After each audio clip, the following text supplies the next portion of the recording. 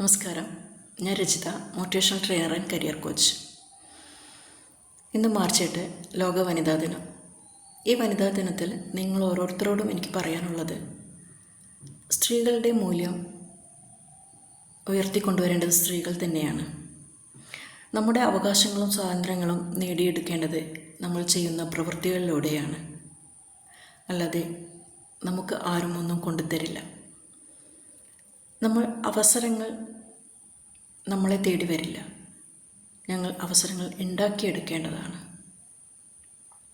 ഇന്ന് സമൂഹത്തിൽ സ്ത്രീകൾക്ക് പല കാര്യങ്ങളും ചെയ്യുവാൻ കഴിയും. ഒരു സ്ത്രീയെപ്പോലെ മറ്റുള്ളവരുടെ ദുഃഖങ്ങളിൽ പങ്കുചേരാനും അവരെ ചേർത്ത് പിടിക്കുവാനും മറ്റുള്ളവരെ പരിഗണിക്കാനും മറ്റാർക്കുമില്ല. അതിന് സ്ത്രീകൾക്കുള്ള കഴിവ് വേറെ തന്നെയാണ്. അതിനാൽ നമ്മുടെ സമൂഹത്തിൽ നമുക്ക് ചുറ്റുമുള്ളവരെ വളർത്തിയെടുക്കുന്നതിലും ഉയർത്തിക്കൊണ്ടുവരുന്നതിലും നമുക്ക് ഓരോരുത്തർക്കും നല്ലൊരു പങ്കുണ്ട്. സ്ത്രീകൾ മൾട്ടി ടാലൻറ്റഡായ വ്യക്തികളാണ്.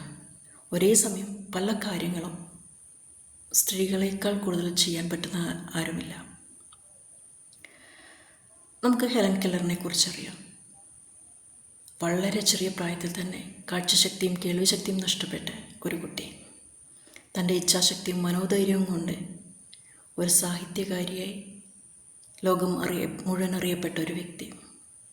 അതുപോലെ അരുണിമ സിൻഹ തനിക്കേറ്റ ദുരന്തത്തെ ചെറുപുഞ്ചിരിയോടുകൂടി നേരിട്ട് തൻ്റെ വൈകല്യങ്ങളെ പാടെ മറന്നുകൊണ്ട് മനോധൈര്യവും ഇച്ഛാശക്തിയും കൈമുതലാക്കിയെടുത്ത് തൻ്റെ ലക്ഷ്യത്തിലേക്ക് എത്തിച്ചേർന്ന വനിത. ഒരു കാലില്ലാതിരുന്നിട്ട് കൂടി എവറസ്റ്റ് കൊടുമുടി കയറിയ വനിത. അതുപോലെ നമുക്കെല്ലാവർക്കും അറിയാം നമ്മുടെ പ്രധാനമന്ത്രി ഇന്ദിരാഗാന്ധി. ഇതുപോലെ ധാരാളം ധീര വനിതകൾ ജീവിച്ചൊരു നാടാണ് നമ്മുടേത്. അവിടെ നമുക്ക് ഓരോരുത്തർക്കും നമ്മുടെ കുടുംബത്തിനും സമൂഹത്തിനും പല നല്ല കാര്യങ്ങളും ചെയ്യുവാൻ സാധിക്കും. ഒരു മകളായി, സഹോദരിയായി, ഭാര്യയായി, അമ്മയായി, അമ്മൂമ്മയായി നമ്മുടെ സമൂഹത്തിൽ പല മേഖലകളിലും പലവിധ സംഭാവനകളും ചെയ്യാൻ സാധിക്കുന്നവരാണ് സ്ത്രീകൾ. ഇന്നത്തെ നമ്മുടെ സമൂഹം വളരെ ഭയത്തോടെ നോക്കിക്കാണുന്ന യുവതലമുറയുടെ ലഹരി ഉപയോഗം, അക്രമവാസന തുടങ്ങിയവ ഇല്ലാതാക്കുന്നതിനായി നമുക്ക് സ്ത്രീകൾക്ക് പല കാര്യങ്ങളും ചെയ്യുവാൻ സാധിക്കും. അതിനാൽ നമ്മൾ ഓരോരുത്തരും കൈകോർത്ത് അതിനായി ശ്രമിക്കേണ്ടതാണ്.